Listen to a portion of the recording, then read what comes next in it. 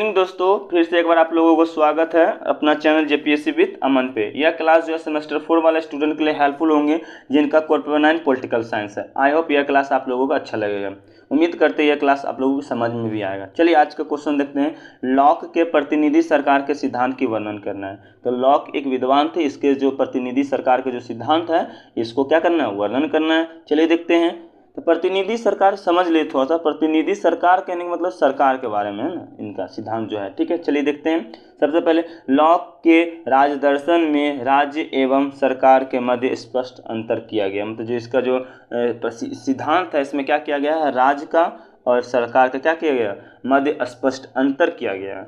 और उसने राज्य और सरकार को एक नहीं माना है। ठीक है, एक माना नहीं है।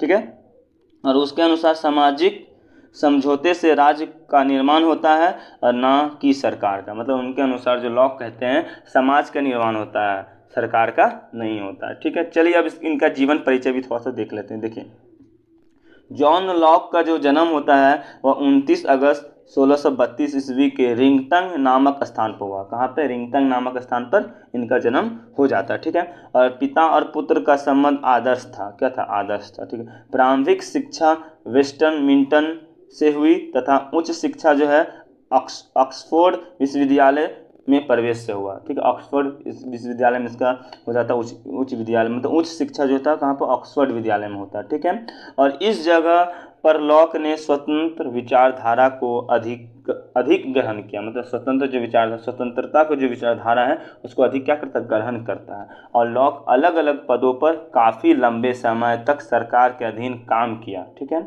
और उनका लगाव इंग्लैंड से ज़्यादा था। ठीक है, इंग्लैंड से। तो लॉक का अध्ययन चक्र, धर्म, विज्ञान, राज्य और समाज रहा।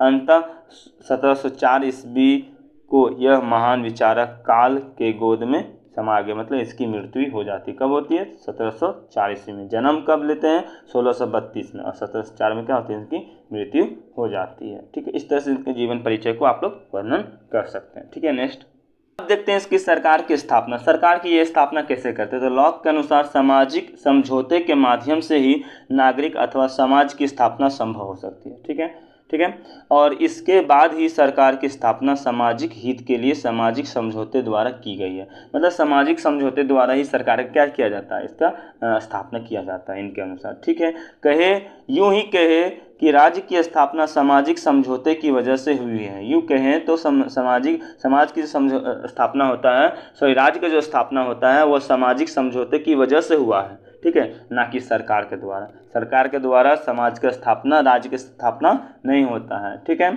समाज तथा सरकार के पारस्परिक संबंध को सूचित करने के लिए लॉक ने संविदा के स्थान पर ट्रस्ट शब्द का प्रयोग किया। संविदा और ट्रस्ट है ना, ट्रस्ट मतलब ट्रस्ट का शब्द का प्रयोग किया। ठीक है, इसे प्रयोग इसलिए किया कि वह सरकार को समाज के अधीन रखना और इस बात पर जोर देना चाहते हैं, मतलब जोर देना चाहता है कि लॉक के अनुसार राज्य समुदाय है। ठीक है, लॉक के अनुसार जो राज्य है वो क्या, एक समुदाय है। ठीक है, समुदाय है ना, समुदाय जो लोगों के समझौते द्वारा संगठित किया जाता है। किसके द्वारा, लोगों के द्वारा संगठित किया जाता है। पर सरकार वह है जो सामाजिक समझौते से समाज के कल्याण के लिए बनाई जाती है। किसके लिए, समाज के कल्याण के लिए बनाई जाती है। ठीक है, पहले ही बोल दिया था इसका जो सिद्धांत में राज्य का और समाज का अंतर ही बार बार दिखाया जाएगा, तो हम दिखा रहे हैं। अब बात करेंगे हरमन के शब्दों में लॉक की इस ट्रस्ट धारणा के अनुसार। ठीक है, देखिए, सरकार को जनता के समान अधिकार प्राप्त नहीं है। सरकार के तो जनता के प्रति कर्तव्य ही है। मतलब सरकार का जो होता है वो जनता के प्रति क्या होता है, कर्तव्य होता है। ठीक है, ट्रस्ट की स्थापना समुदाय के द्वारा अपने हित के लिए की गई है। अतः सरकार का यह कर्तव्य है कि वह ट्रस्ट के अनुसार कार्य करे। किसके अनुसार, ट्रस्ट के अनुसार कार्य करे। यदि सरकार ट्रस्ट की मर्यादाओं का उल्लंघन करती है, मर्यादाओं का क्या करती है, उल्लंघन करती है, तो समुदाय को अधिकार प्राप्त है कि वह सरकार को भंग कर सकती है, मतलब सरकार गिरा सकती है। समुदाय को यह अधिकार प्राप्त है। ठीक है, अब बात करते हैं सरकार का कार्य। इस तरह से स्थापना हो जाता है उनको किस तरह से भंग किया जाता है ये पता चल गया। अब सरकार का कार्य की बात करते हैं लॉक के अनुसार। तो सरकार के कार्यों की चर्चा करते हुए लॉक ने कहा है, क्या कहा है, कि मनुष्य के राज्य में संगठित होने तथा अपने आपको सरकार के अधीन रखने का, ठीक है, महान एवं मुख्य उद्देश्य अपनी संपत्ति की रक्षा करना। किसका? संपत्ति का रक्षा करना। ठीक है, इस बात को आप ध्यान दे सकते हैं। नेक्स्ट, इस शब्द का प्रयोग व्यापक अर्थों में किया है। व्यापक अर्थों में किया और उसकी संपत्ति की धारणा के अंतर्गत जीवन तथा स्वतंत्रता भी सम्मिलित है। क्या? जीवन तथा स्वतंत्रता भी क्या है? सम्मिलित है। प्रत्येक व्यक्ति के जीवन, संपत्ति तथा स्वतंत्रता की रक्षा के लिए ही सरकार को 3 कार्य होते हैं। कितने कार्य होते हैं? 3। उनसे उसका प्रथम कार्य है मानव जीवन को व्यवस्थित कर रखने और समस्त विवादों को निर्णय करना, ठीक है, के लिए उचित करना, अनुचित न्याय, अन्याय तथा मापदंड निर्धारित करना, ये इसका प्रथम कार्य होता है। अर्थात प्राकृतिक कानून के सर्वमान्य व्याख्या प्रस्तुत करना। यह कार्य सरकार के व्यवस्थापक अंग का है। मतलब 3 अंग होता है, उसमें पहला अंग है व्यवस्थापक अंग, इसका ये कार्य था। अब दूसरा कार्य है कि निरपेक्ष शक्ति, क्या है? निरपेक्ष शक्ति की स्थापना करना, ठीक है, जो कि स्थापित कानूनों के अनुसार व्यक्तियों के पारस्परिक विवादों पर निर्णय दे सके। क्या कर सकते हैं? निर्णय दे सके। और इसे हम सरकार का न्यायिक कार्य कह सकते हैं। क्या कह सकते हैं? न्यायिक कार्य। वैसे भी हम लोग भी जानते हैं कि सरकार के 3 कार्य होते हैं, तो उस तरह से आप लोग याद कर सकते हैं ना। तो न्याय करने का न्यायिक कार्य, व्यवस्थापित करने का मतलब जो कानून को सुरक्षा रखता है, ये सब बोल सकते हैं। और तीसरा कार्य आप यहाँ पर देख सकते हैं, वो है कि दूसरे समाज तथा दूसरे नागरिकों से समाज तथा अन्य उसके नागरिकों के हितों की रक्षा करना, युद्ध की घोषणा करना, शांति स्थापित करना, है ना, दूसरे राज्यों के साथ संधि करना, व न्यायपालिका के निर्णयों को क्रियान्वित करना। ठीक है, न्यायपालिका जो निर्णय होगा उसको क्रियान्वित करना, इसके अंतर्गत आते हैं। इन्हें सरकार के कार्यपालिका का कार्य कहा जाता है। इस तरह से तीनों कार्यों का सरकार को क्या करता है? वर्णन करता है। सरकार के अंग लॉग के अनुसार लॉग ने प्रकृति अवस्था की 3 प्रमुख असुविधाओं की सुस्पष्ट नियम बनाए हैं, जिन्हें न मानने की अवस्था में निश्चित दंड को निर्धारित किया गया है। क्या किया? निश्चित दंड को निर्धारित किया गया है। ठीक है, उनमें से सरकार के 3 प्रमुख अंग हैं, तो आपको पहले ही बता दिए, विधायिका, कार्यपालिका, संघ शक्ति। ठीक है, इस तरह से, है ना। लॉक के अनुसार विधायिका सरकार का सर्वोच्च अंग है और इसे राज्य के हितों में विधि निर्माण शक्ति होती है और विधि के माध्यम से ही सरकार व्यक्तियों के प्रकृति अधिकारों की रक्षा करती है। ठीक है, के अनुसार सरकार का दूसरा अंग कार्यपालिका को माना गया है और इसका प्रमुख कार्य विधायिका द्वारा निर्मित विधियों को लागू करना है। ठीक है, और विधायिका कार्यपालिका को विधि लागू करने की अतिरिक्त न्याय करने के भी अधिकार प्रदान करती है। इसके अनुसार जॉन लॉक, ठीक है, जॉन लॉक होगा, यहाँ पर लॉट नहीं होगा, ठीक है, याद रखिएगा। जॉन लॉक ने न्यायपालिका को स्वतंत्र अस्तित्व न प्रदान कर कार्यपालिका का ही अंग माना है। क्या माना है? कार्यपालिका का ही, न्यायपालिका का अंग नहीं माना है, ये कार्यपालिका का ही अंग माना है। ठीक है, लॉक के अनुसार सरकार शासन की तीसरी शक्ति संघ शक्ति को माना है, जिसका कार्य दूसरे देशों के साथ संधियों को करना तथा संधि करना, विदेश नीति संबंधी पहलुओं पर ध्यान देना, है ना। इस प्रकार से सरकार के अंग को भी हम लोग एक एक करके लॉक के अनुसार क्या कर दिया? वर्णन कर दिया। अब देखते हैं शक्ति का पृथकीकरण, मतलब शक्ति का बंटवारा। तो लॉक का कथन है कि इन तीनों कार्यों को विधायिका, कार्यपालिका, न्यायिक के संपदा के लिए पृथक पृथक गुणों को और शक्तियों के आवश्यकता होती है। मतलब पृथक पृथक अलग अलग गुणों की और शक्तियों की क्या होती है? आवश्यकता होती है, और इसलिए इन शक्तियों तथा कार्यों को में क्या होना चाहिए? पृथक होना चाहिए, मतलब बंटवारा होना चाहिए, है ना। कार्यपालिका में स्पष्ट और अनिश्चित पृथकता स्वीकार की है। ठीक है, और अनिश्चित पृथकता को स्वीकार की और कार्यपालिका को विधायिका के नीचे रखा। क्या किया? कार्यपालिका को विधायिका के नीचे रखा और उसने इन दोनों शक्तियों के एकीकरण के प्रति अस्वीकृति प्रकट करते हुए लिखा। क्या लिखा? देखिए कि जिन व्यक्तियों के हाथ में विधि निर्माण की शक्ति होती है, उनमें विधियों को क्रियान्वित करने की शक्ति अपने हाथ में ले लेने की प्रबल इच्छा हो सकती है। मतलब इसके मतलब समझ सकते हैं, जिसके हाथ में विधि निर्माण करने का जो शक्ति आ जाता है, तो वो खुद पे खुद अपने हाथों में शक्ति ले लेता है। ठीक है, और क्योंकि शक्ति हथियाने का प्रलोभन मनुष्य की एक महान दुर्बलता है। मतलब क्या होता है, जिसके हाथ में निर्माण बनाने की शक्ति मान ली गलती से दे दिया, ठीक है, तो क्या करेगा वो अपने अंदर अपने पावर को हथियाने की क्या करे कोशिश करे। ये क्या होता है, प्रलोभन होता मनुष्य का, है ना। चलिए आगे देखिए कि लॉक ने यह भी कहा है कि कार्यपालिका का शस्त्र निरंतर चलना चाहिए, लेकिन विधायिका के लिए ऐसी व्यवस्था होना आवश्यक नहीं है। मतलब उसका कहना है कार्यपालिका का होना चाहिए लेकिन विधायिका का नहीं होना चाहिए। क्योंकि वो प्रलोभन हो जाता है, क्योंकि वो अपने अंदर हथियाने की शक्ति हथियाने की कोशिश करने लगता है। इसलिए लॉक क्या करते हैं, विधायिका को समाप्त करने की कोशिश करता है। यद्यपि न्यायपालिका तथा कार्यपालिका के कार्यों में स्पष्ट भेद है तथा लॉक ने यह दोनों ही कार्य एक ही अंग को सौंपने के लिए तैयार है। मतलब वो दोनों कार्य जो होते हैं एक ही अंग को सौंपने को तैयार हो जाते हैं, क्योंकि वे दोनों अंग समाज की सशक्त शक्ति के आधार पर ही अपना कार्य कर सकते हैं। मतलब शक्ति के समाज के जितना शक्ति हो उसी के आधार पर ये क्या करते हैं, कार्य कर सकते हैं ना। नेक्स्ट ने लिखा है, हार्मोन एक विद्वान होते हैं, वो लिखते हैं कि लॉक के युग में न्याय का कार्य भी कार्यपालिका के अधीन में माना जाता है। तो लॉक का जो कार्य होता है वो क्या करते हैं, कार्यपालिका के जो कार्य होते हैं वो किसको दे देते हैं, न्यायपालिका के अधीन में दे देते हैं, ठीक है।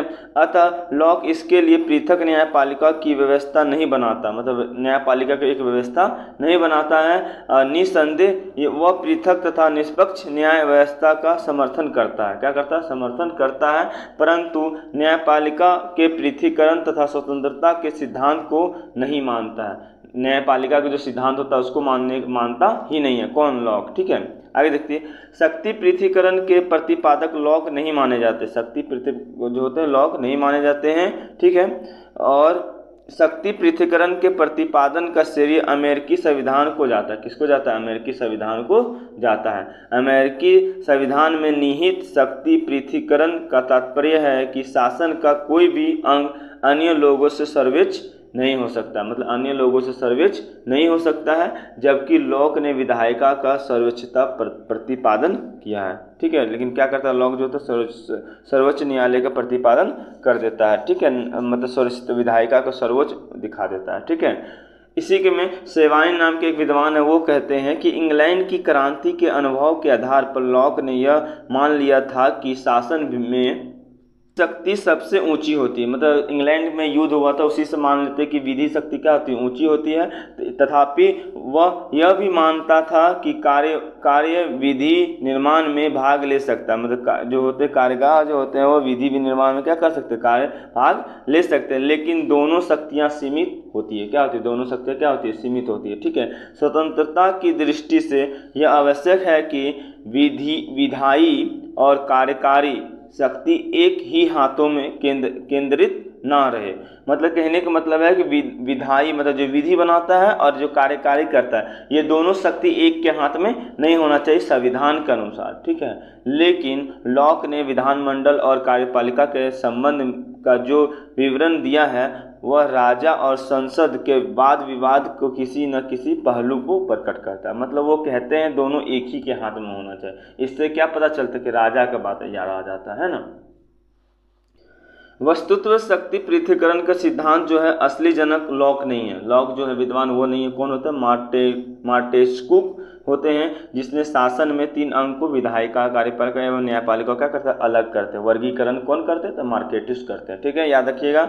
और लॉक के दर्शन में तो शक्ति पृथक्करण के बीच में मात्र ही दिखलाई जाती है, केवल इसमें केवल दिखलाया जाता है, ये कार्य नहीं करते। कौन करते हैं, मार्केटूस करते हैं, ठीक है, याद रखिएगा। अब देखते हैं सरकार के रूप। क्या देखते हैं, सरकार के रूप। देखिए लॉक ने सरकार के रूप का उल्लेख संक्षेप में किया। क्या किया, संक्षेप में किया है, चलिए देखते हैं। वह सरकार के रूपों को अपेक्षा उन सिद्धांतों को अधिक महत्व देता है जिन पर सरकार आधारित हो, ठीक है, उन जिस पर सरकार आधारित होता है उस पर वो मान देता है, ठीक है ना, याद रखिएगा। उसके अनुसार सरकार का जो स्वरूप होता है इस बात पर निर्भर है कि बहुमत अथवा समुदाय अपनी शक्ति का किस प्रकार प्रयोग करना चाहता है। मतलब समुदाय और जो समुदाय होते हैं जिस दल को बहुमत मिलता है वो किस तरह से शक्ति का क्या करना, प्रयोग करना चाहते हैं, उस पर निर्भर करता है किसका, लॉक का जो सिद्धांत होता है, ठीक है। वह सरकार के 3 विभिन्न रूपों का उल्लेख करता है। यदि समाज विधायिका शक्ति अपने ही कुछ अधिकारों की नियुक्ति करता है तो वह सरकार जनतंत्रवादी है, मतलब खुद से जो नियुक्ति करेगा वो कौन सा है, जनतंत्रवादी है। ठीक है, यदि समाज अथवा बहुमत विधायी शक्ति को कुछ गिने चुने लोगों एवं अनेक उत्तराधिकारी को सौंप देता है तो वह सरकार क्या होता है, वर्गतंत्रीय होता है। क्या होता है, वर्गतंत्रीय। और जनतंत्रीय मतलब समझ में आ गया होगा, जनतंत्रीय मतलब जनता के द्वारा, वर्गतंत्रीय मतलब किसी एक वर्ग के द्वारा चुना जाएगा, है ना, याद रखिएगा। और यदि व्यवस्थापन शक्ति एक व्यक्ति को दी जाती है तो वह सरकार राजतात्मक कहलाती है। क्या कहलाती है, राजतात्मक, मतलब किसी एक के हाथ में दे दिया जाएगा तो ये क्या कहलाएगा, राजतात्मक कहलाएगा। ठीक है, लोक सामान्यता जनतंत्र को समर्थन करता है। किसको करता है, जनतंत्र को, याद रखिए, क्योंकि उसका विचार है कि जिन इच्छा का सर्वाधिक सर्वश्रेष्ठ रूप से पालन जनतंत्र में ही संभव, मतलब जो सर्वाधिक श्रेष्ठ जो इच्छा होता है, जो श्रेष्ठ पालन होता है वो कौन कर सकता है, जनतंत्र ही कर सकता है। ये कौन, किसका मानना, लॉक का मानना है ना। नेक्स्ट, तो वह कोई जनतंत्रवादी नहीं था, मतलब वो जो लोग जो होते वो जनतंत्रवादी नहीं था। उसका विश्वास था कि संवैधानिक राजतंत्र से उसका आशय है कि राज्य के प्रधान के रूप में सीमित शक्तियों वाला सम्राट हो, किंतु विधायी और प्रशासनिक विषयों पर अंतिम नियंत्रण की शक्ति जन प्रतिनिधियों के प्राप्त हो। मतलब उनका मानना ही था कि राजा होना चाहिए, लेकिन जो अंतिम जो निर्णय लेगा वो कौन लेगा, जनतंत्र लेगा, प्रतिनिधि लेगा। ठीक है, याद रखिए, नियंत्रण अंतिम निर्णय किसके पे होगा, तो जनतंत्र पे होगा। ठीक है, ये कौन बोलते हैं, लॉक बोलते हैं। ठीक है, और 1688 ईस्वी की गौरवपूर्ण क्रांति द्वारा इंग्लैंड में लगभग ऐसी ही व्यवस्था स्थापित भी हो जाता है। तो इस प्रकार से हम लोग ये लॉक का जो सरकार वाला जो सिद्धांत था इसको हम लोग वर्णन कर सकते हैं। फिर मिलेंगे नेक्स्ट क्लास में, तब तक के लिए बाय बाय। 100% इतना लिखिए, आप लोग को 20 में 20 मार्क्स मिल जाएगा। अगर आंसर पसंद आया होगा तो आंसर को शेयर कीजिएगा सभी फ्रेंडों के पास, ताकि सभी को हेल्पफुल है। फिर मिलते हैं नेक्स्ट क्लास, तब तक के लिए बाय बाय।